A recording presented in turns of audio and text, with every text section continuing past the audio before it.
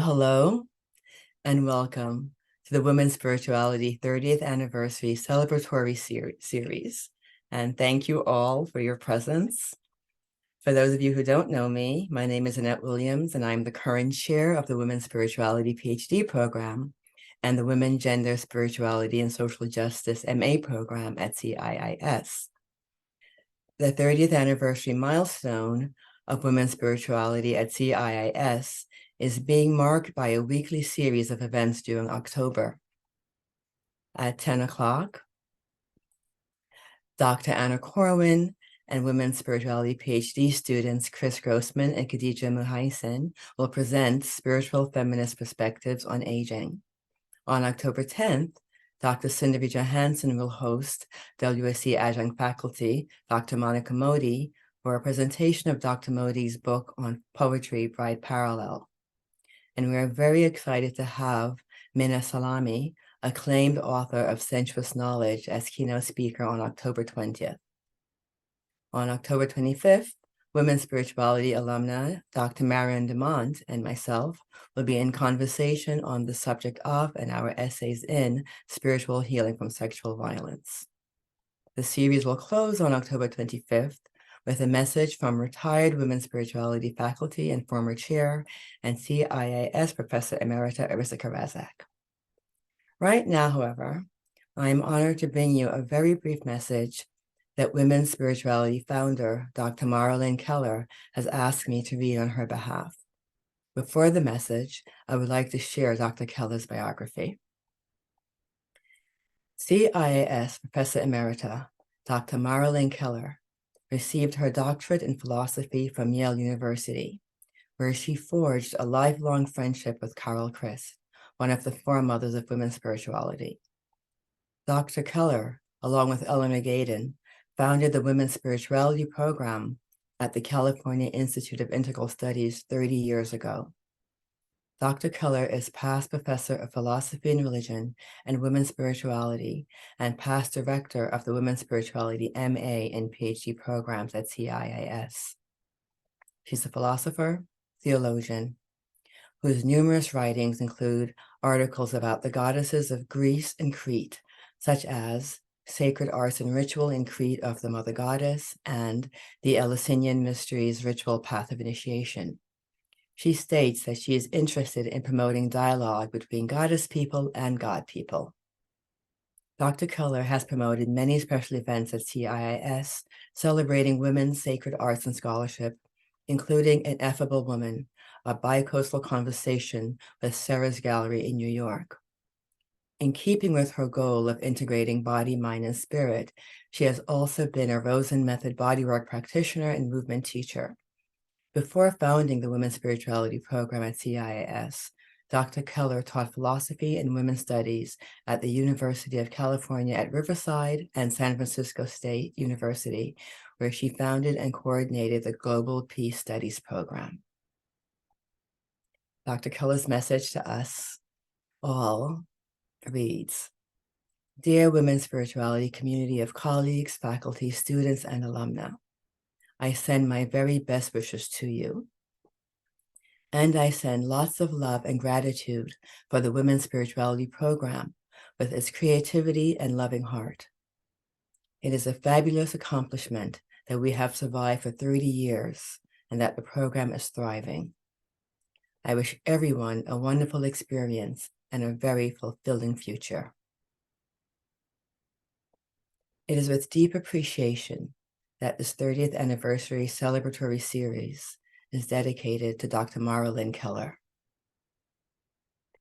And now, Spiritual Perspectives on Aging with Women's Spirituality Professor Dr. Anna Corwin and Women's Spirituality PhD students Kris Grossman and Khadija Muhaisen. Enjoy.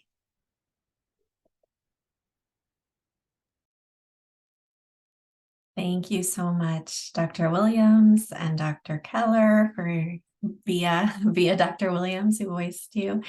We are a little bit early. Our aging program is our program is going to start, or we've advertised it as starting at 10 a.m. And so I'm a little hesitant to start early because some people may be coming in, expecting us to start at 10 a.m. We can have a brief check-in with those who are here. Sounds good. Sounds good. Exactly. Let's chat. Welcome, everyone. We've been here for 30 years.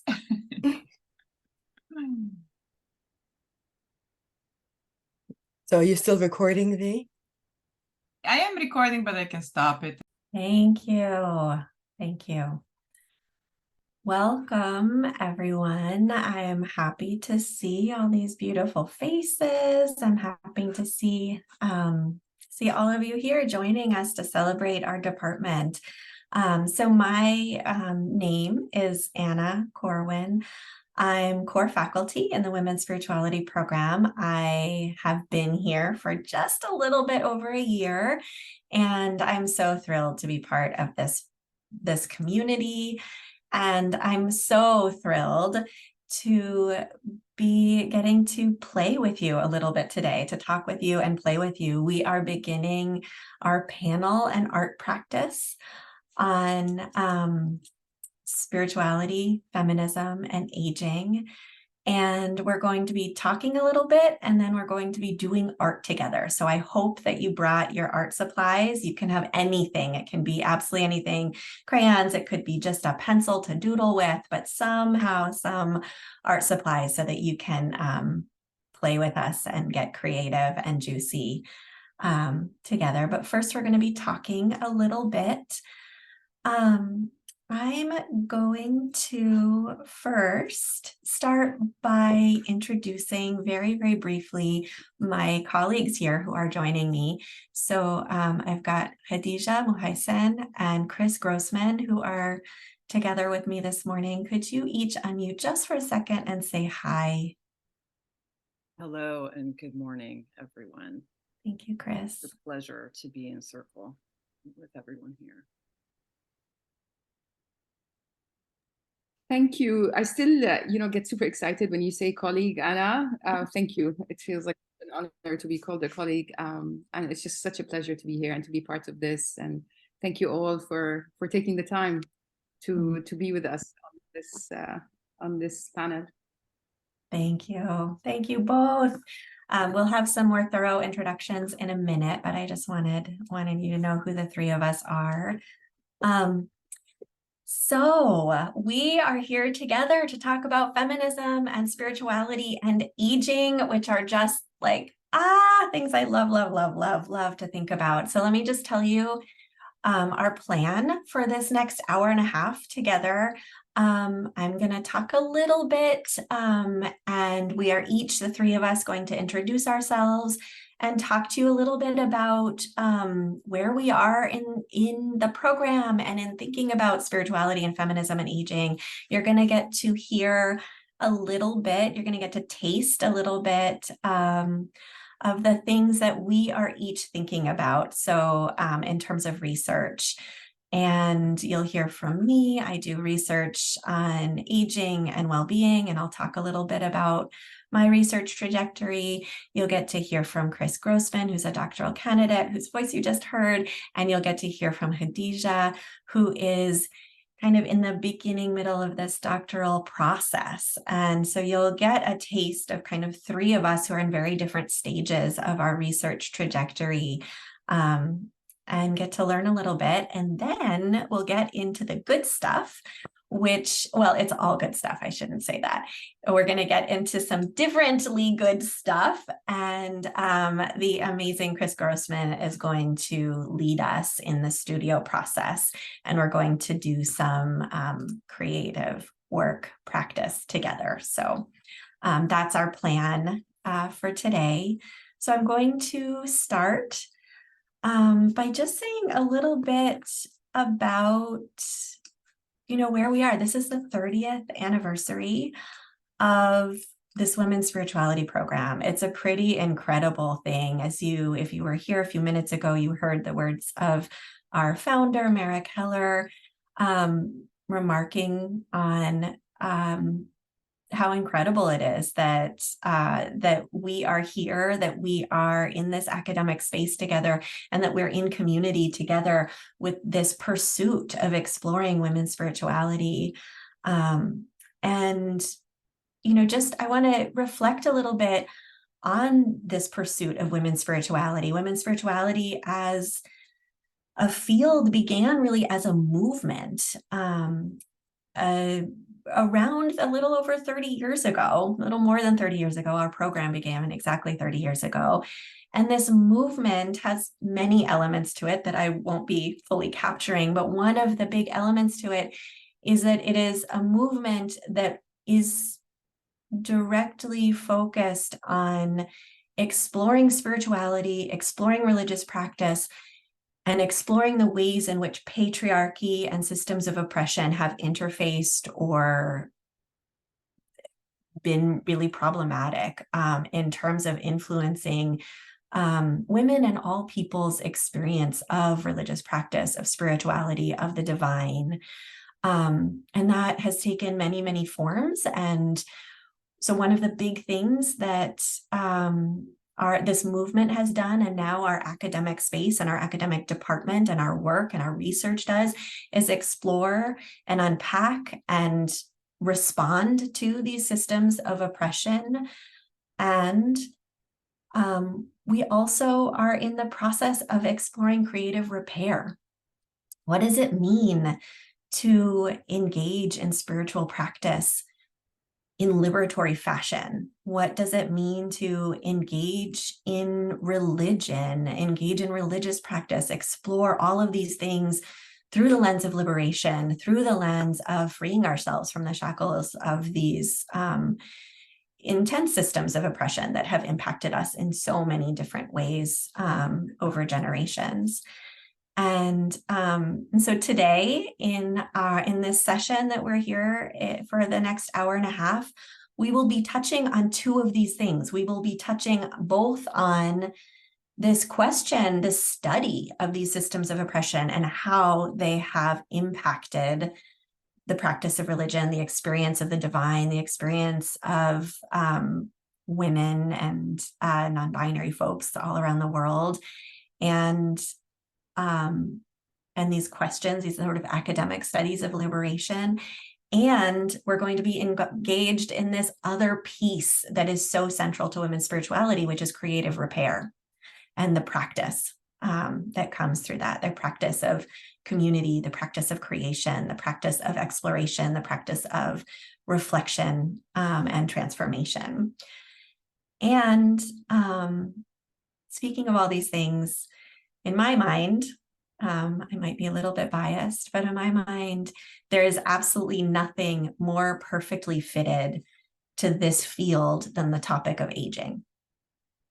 Aging, the life course, is something that I think about a lot. It's my topic of research. It's a space that I just absolutely love exploring and thinking about.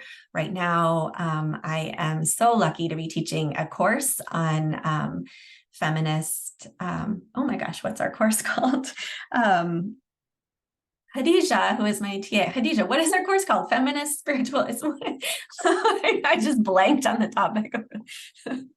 Aging as a spiritual feminist practice. Aging, yes, aging is the word that comes first. Aging is a feminist spiritual practice. I don't know if that's because it's too early or if what it is, but my brain was like, whoop. I'm so lucky to have Khadija as my TA, who clearly I need. So I'm getting to teach this. I love being in community with all of you students and thinking about aging as a spiritual practice. And in my mind, there's absolutely nothing more suited to this question of women's spirituality and this process of liberation and social justice than the question of aging. And again, both of these things are so held. Aging is something that is shot, our experiences of aging in society end up being shot through with the types of oppression that are the same types of oppression we address in all of women's spirituality: patriarchy, colonialism, white supremacy, classism, neoliberalism, capitalism. All of these systems, they become embedded in our bodies. They become embedded in the systems through which, the lenses through which we see our aging bodies. And so aging, of course, is something that is a topic of inquiry that is totally tied to this field that we're in. And also aging is, or can be, an incredible spiritual practice itself. And so many people around the world in so many different ways take aging and take the miracle that we are in this, we have this wild experience of having a body, right? We have this we have bodies, already a miracle. That's amazing. That's crazy, right? And then we have bodies that change. So there's very few, I mean, we think a lot about intersectionality in this program. And there's some other identity categories that can move over time, but aging, man, our bodies change hugely, wildly through this process, ontogenesis, this ontogenetic process that means that we start out as a little squishy thing that can't do anything and can't talk. And then our bodies change and we look in the mirror and we look different than we did, and we can do different things and we move differently. It is an absolute miracle. It's an absolute gift. And it also means that we get to experience the world from different positionalities. And what a tool for spiritual deepening, for spiritual awakening, for so many things. So I will try to stop talking about this, because that is something that I could go on forever. But I just want to say, to me, I'm so happy to be in this program. I'm so happy to be teaching in this program. I'm so happy to be thinking about aging together with you. Because to me, women's spirituality and aging are totally, utterly interconnected. Aging offers us a window into how systems of oppression affect us.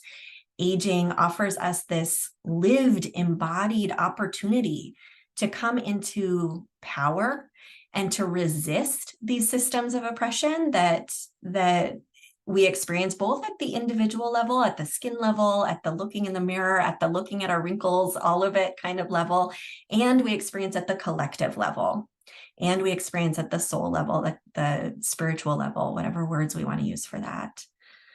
And so we have, and you know, this changing body also, aging reminds us of the presence of death. Which is something that is the most, you know, this is the most spiritually pregnant transition that we will make in our lifetimes, both in terms of losing people and loved ones, and also ultimately in terms of our own transition. And this, of course, also is, I mean, what could be more deeply connected to spirituality and women's spirituality in particular? And then finally, like all things, there is just this wild, gorgeous cross-cultural variation in how people understand and experience aging. So not only do we as individual beings get to see the world differently as our bodies physically are different in the world, but also through the majesty of cultural variation. I'm an anthropologist, so this is always where I'm thinking. We get to see how differently aging looks and is understood and is spiritually understood and is lived, and ritual around it, and you know, all of the deep meaning that can come with these things. So all of that is to say that I am so thrilled to be in this department, and so thrilled to be getting together to weave with you this connection between women's spirituality and aging. I'm now going to turn it over to, I think I'll turn it over to Khadija first, and invite Khadija to introduce herself again and speak a little bit about her research and anything you want to share, Khadija. Yes, thank you so much, Anna, and thank you all again for having me and including me. You know, when Anna invited me to join her and Kris on this panel, of course, I immediately said yes, but I also immediately felt like an imposter. I shared with both of them that I felt like the kindergartner on the team. I mean, seriously, how can I possibly offer you anything worthy of your time and attention on aging and women's spirituality at this point? And then I finally shook off those feelings. I was very inspired by the work we did at the Women's Spirituality Retreat as well, when we spoke about this, Alka. And I've come to accept this as, this imposter phenomenon as a life companion anyway. So I was left with the recognition that what I shared had to come from where I stand today. And that is curious, reflexive, honest, and trusting. That the path to learning and unlearning may begin with me in my own little corner of the world, but it's also interconnected and feeds into you and the world we all inhabit. So now to life's synchronicities. The first time I met Kris was also the same time I met Anna. Both these women amazed me with their eloquence, with their humility and spirituality. I think I remember Kris articulated in just a few simple words what her research was about. She reminded me how an authentic scholar to me was one who was so comfortable with her research inquiry to the level that she could easily just explain to anyone who was interested what she was studying, simply, clearly, and authentically. She also shared with me, I don't know if you were planning to share this, Kris, or not, but Anna chose me first, so there you go. She also shared with me the story of how she came to women's spirituality when she sat next to an old woman at a public information session who whispered in her ear that you don't just come to women's spirituality, you're called here.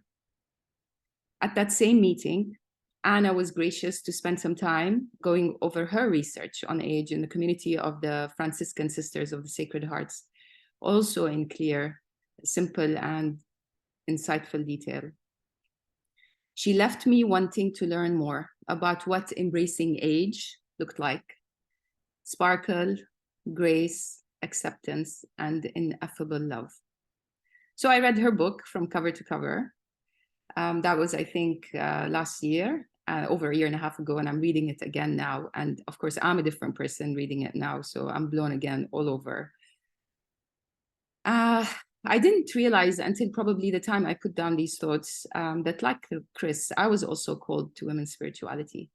In 2020, I was fortunate to attend a talk by two scholars on Islam who spoke about a new reading of the model of the marriage of Prophet Muhammad and his first wife, my namesake, Khadija. A few years before, I was revisiting the rose-red city of Petra in Jordan, which is my home. I experienced my own mini awakening of stepping into my name.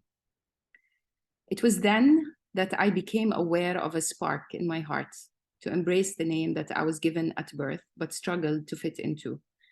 As a Muslim Arab woman navigating borderlands between, at times, conflicting worldviews. The lecture I attended helped me unsee many teachings about my cultural and religious roots and history. What it did really was open a small window that let in the light of curiosity and permission to ask questions my traditional education taught me to keep quiet. Not long after, the Women's Spirituality program literally came up on my radar, and I jumped in without hesitation. I came here to write a biography on Khadija, the first Muslima, as in Muslim woman, whose role in the founding of Islam was confined at best to a supporting act in the margins of a history that was written by men and for men. Shortly after, as the sun started to set at the end of a hot Amman summer, I found myself, I actually lost myself, but really found myself, that was a Freudian slip, looking at my right hand and my left hand. On my right, I held my daughter's young 20-year-old soft hand. On my left, I gazed at my 80-year-old mother's weathered, beautiful hand, a hand I remember in vivid detail. We walked slowly, learning the rhythm of my mother's aging walk as she gazed at the wildflowers on the side of the road, sharing with us stories of her childhood in Palestine. Of course, at the time, all I could see was garbage and rubbish, and she was looking at the flowers. I remember telling myself to soak in every moment, to commit to memory every detail of that walk. I saw myself navigating a path in between worlds, the future at my right, my roots and beginnings at my left. Together, the three of us that evening are what I'm learning these days is called the life course. So how do women in my part of the world age? Why are their voices relegated to supporting roles, if at all? And what is the language we use to describe aging? What is the impact of the structures and systems that navigate their own post-colonial between worlds on how we age? What is the role of my Islamic faith in how we age? These are just some of the burning questions I have as I begin my research as a kindergartner now. So I started off this little share of mine describing some of my feelings post-imposter syndrome, emotion, syndrome maybe. Curiosity, reflexivity, honesty, and interconnectivity, to name a few. And I believe this is the heart of our scholarship in women's spirituality. It has taken me a couple of years to step into this as well and to fully understand what spirituality means to me, what it looks like. I thought I would be studying here as a student of women's spirituality who happens to be Arab. My Arabness, perhaps a convenient and sometimes inconvenient diversity token. Today, I feel I am an Arab Muslima who happens to be at women's spirituality, and my Arabness is the root and driver that nourishes my research. Khadija's biography may not be what I thought it would look like. Khadija may have been calling me to revision her life story from where I walk slowly between the past and the future. Thank you. I'll hand it over to you, Kris.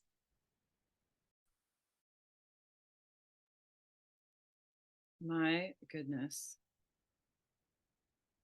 Thank you so much. This happens every time that I join and am invited into a women's spirituality circle. I'm totally blown away.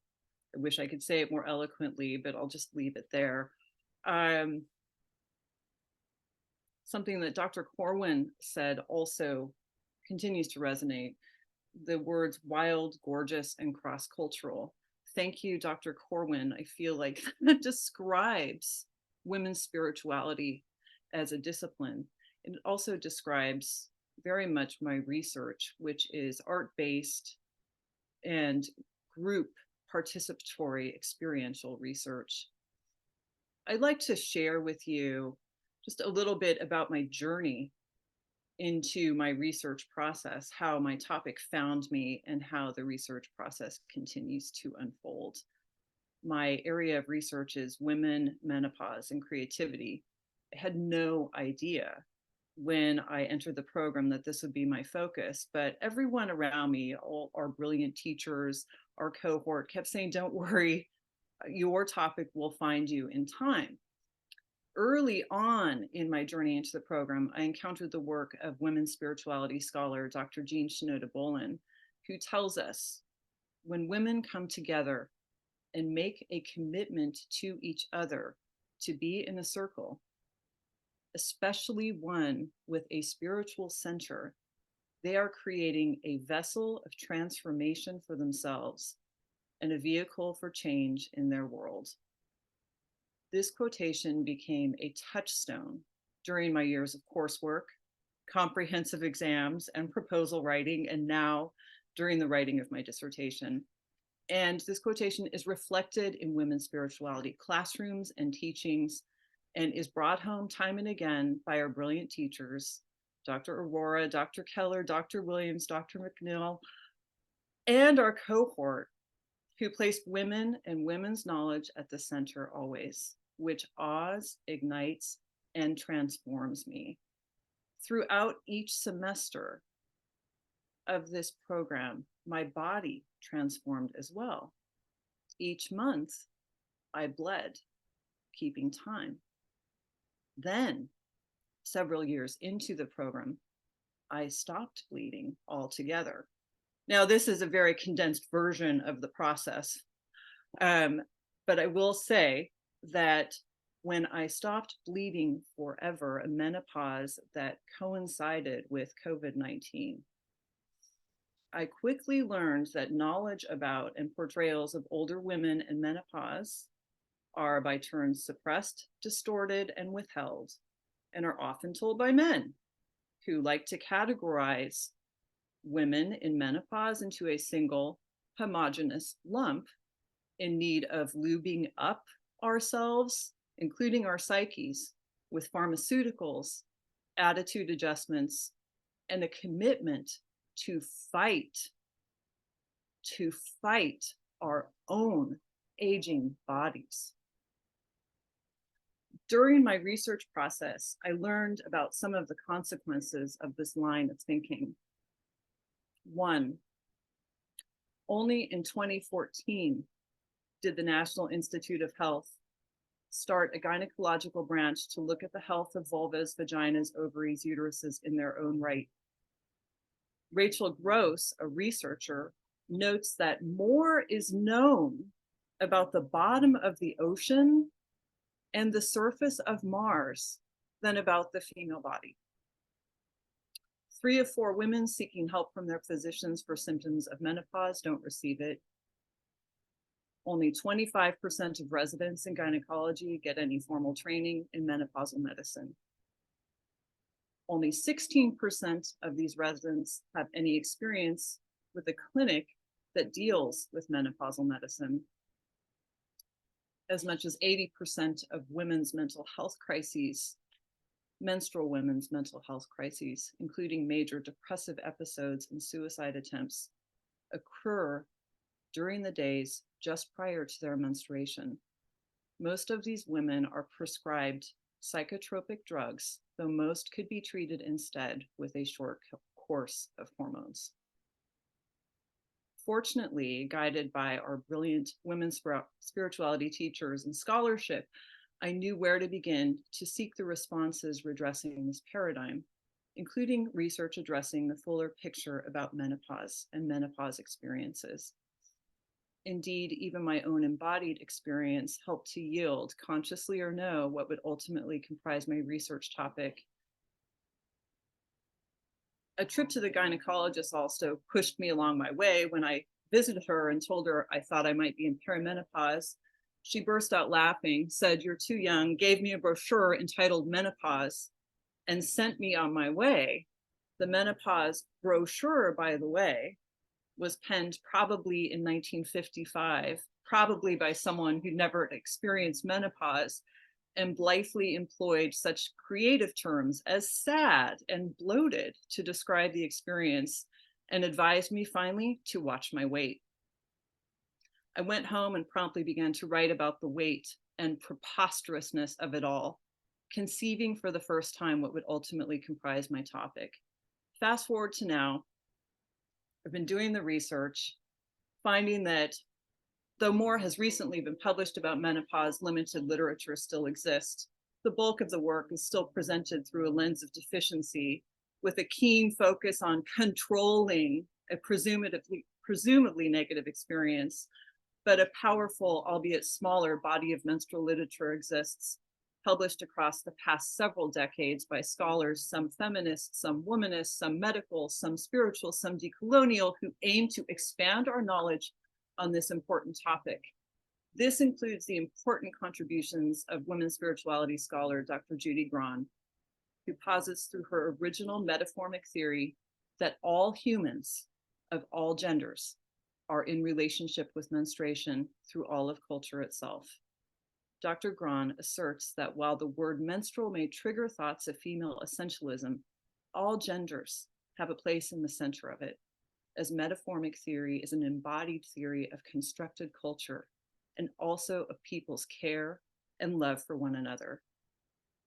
My own research participant circle, a group of 11 women artists, is bound by this care, including our commitment to honoring one another's embodied knowledge of aging.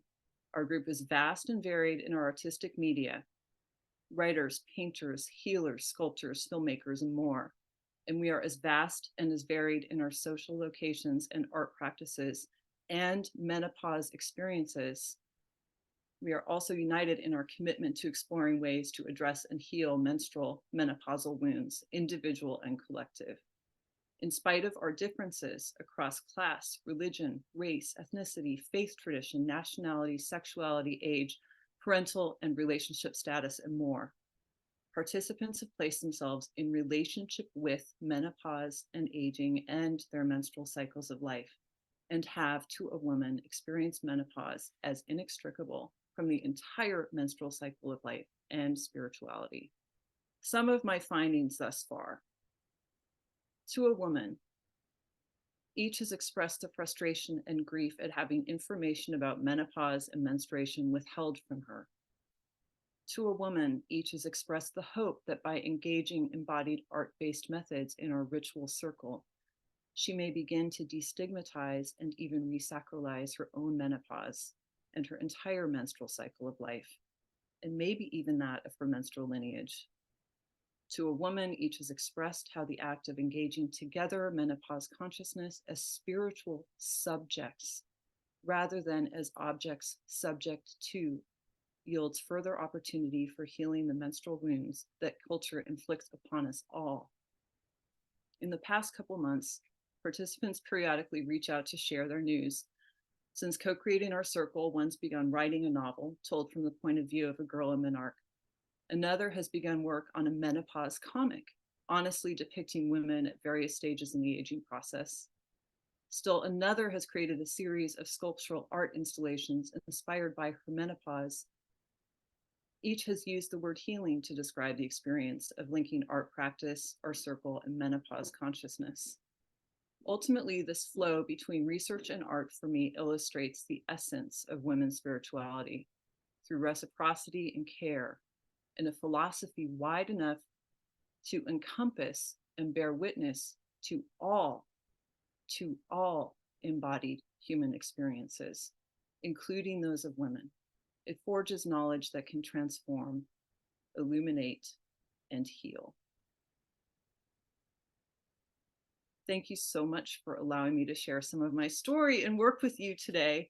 And if you ever want to talk menopause, I am so up for it. And right now we're going to begin the art making portion. Not quite yet. I'm going to say a little bit about my research, Kris, before we go into the art practice. Sorry, Corwin, I thought, yes. Yes, please. Oh my goodness. Aren't these women incredible? These women are incredible. Thank you so much. And both of you, also, I want to name your bravery because you are in it, right? I mean, most of the people in this room are also doctoral students or master's students. You are in it, and these two to present on your work while you are still in the midst of it and to do it so eloquently and with such full heart. Thank you, thank you, thank you, thank you. Really, truly incredible work, both of you. I'm going to spend a minute to tell you a little bit about my research.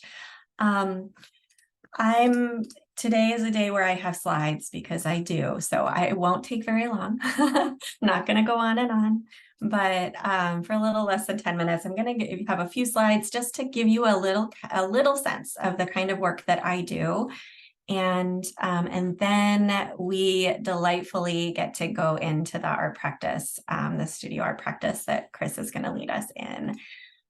So I am going to hopefully do this correctly.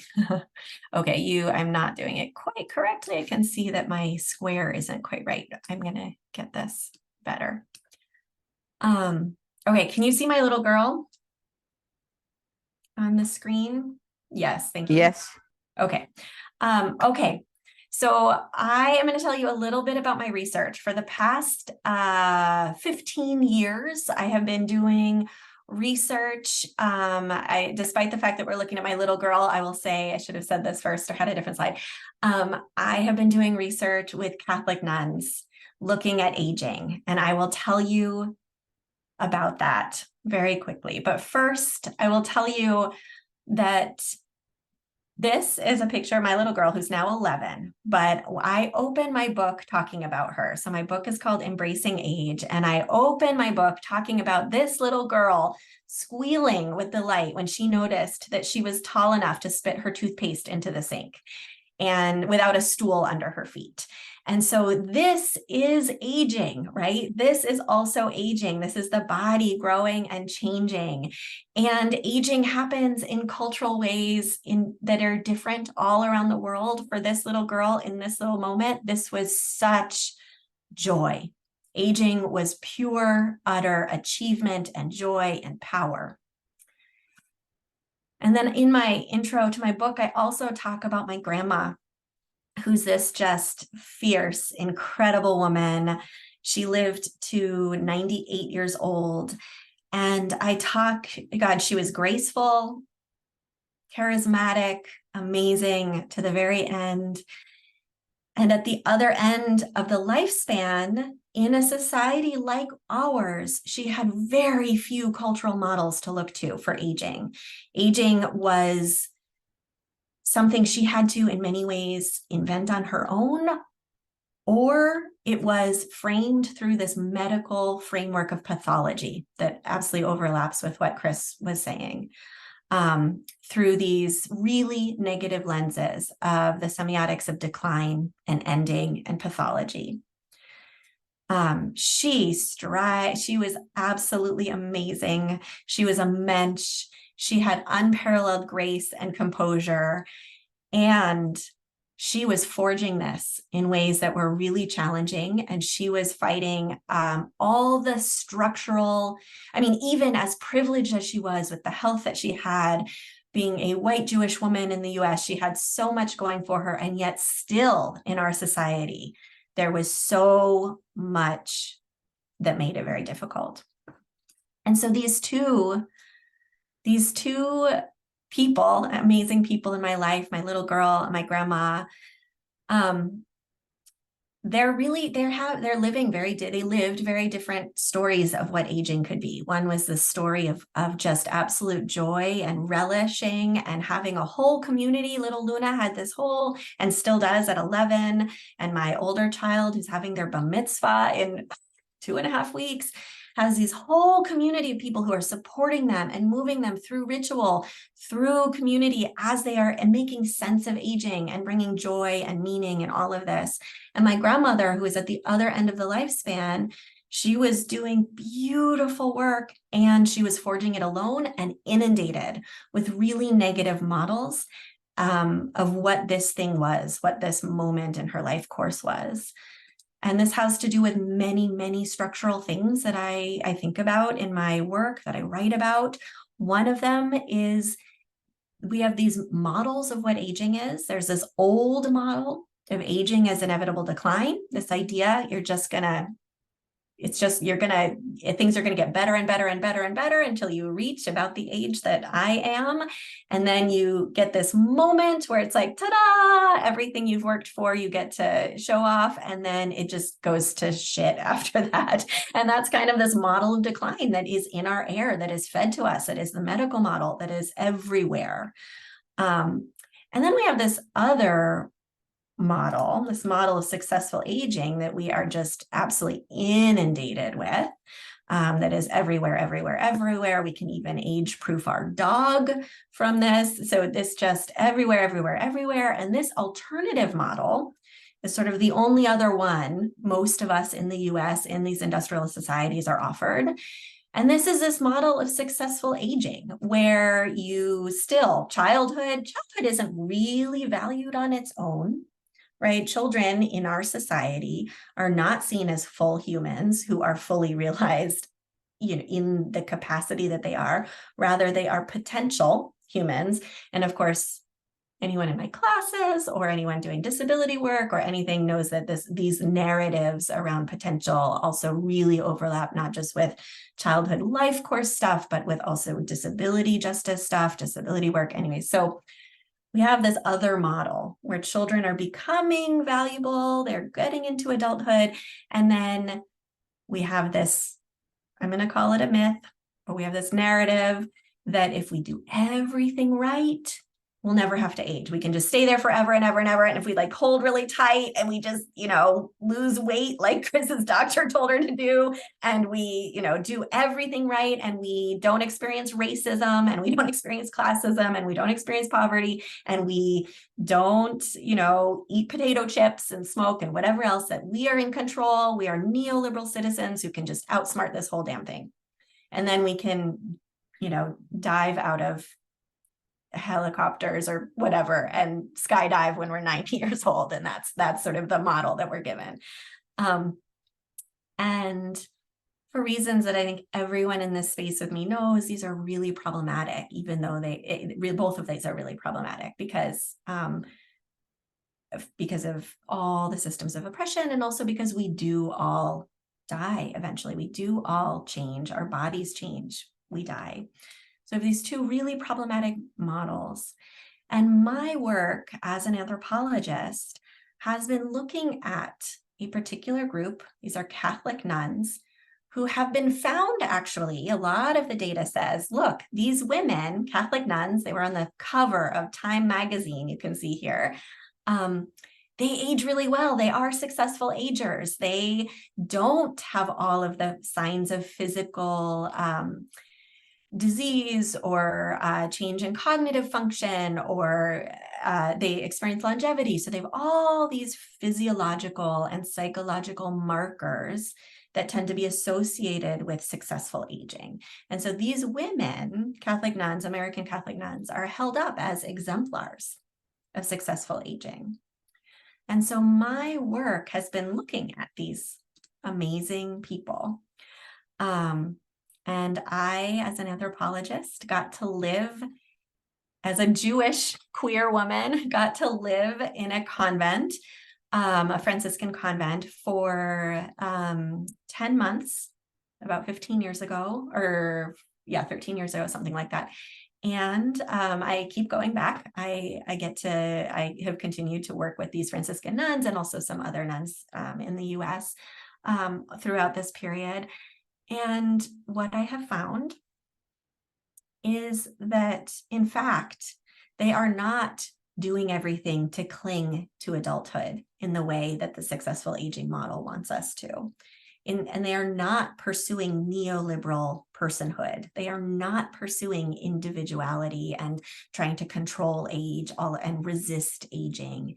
In fact, their lives, I'm a linguistic anthropologist. I look very, very closely at language and cultural patterns. Their whole story, the sort of quote unquote secret to why they are aging so well, is that their entire community is, they are socializing each other into accepting aging as a normal, natural part of the life course. They don't see aging as a problem. That's really radical, right? It's really, really radical. They don't see aging as something that needs to be solved. They instead see aging as a spiritual practice, as opportunity. They see pain, they see bodily change, they see cognitive change, all of these things as opportunities for, in their parlance, as Catholic women, as Catholic nuns, growing closer to God. And these are very intentional practices that they use. Essentially, they sort of harvest the pain or these things that they'd rather not experience as opportunities for becoming closer with the divine. And so their secret to health and well-being at the end of life is not avoiding aging, but actually embracing it. And this is something that I'm giving you a little snapshot of. So my research is focused on these sisters. Some of my newer research is actually looking at how they're doing these practices, not only around aging, but actually around this very challenging topic of community death. And what I mean by that is that, as many of you may know, Catholic nuns in the US, their demographics are declining. So each convent has very few new members and more very elderly sisters. And so many convents around the US are, and in Europe, are declining. Their whole community essentially is dying, and they have to make really challenging decisions. And in many ways, these decisions that they're making are so completely parallel to the types of decisions that many of us are facing in this moment of climate disaster, in this moment of economic instability, of this moment of political turmoil that our world is experiencing. These questions of how do you plan for a future that looks really challenging, that involves death and the death of our way of life and our community and our infrastructure? How do we support each other through this, and how do we hold that grief? And So this more recent work, I have a couple of papers that are under review right now, is looking at how they bring these same approaches of both real pragmatism, like, okay, who's going to take care of us when we have very little money and we are very, very elderly? This like real pragmatism and looking right at this future with this incredible radical hope.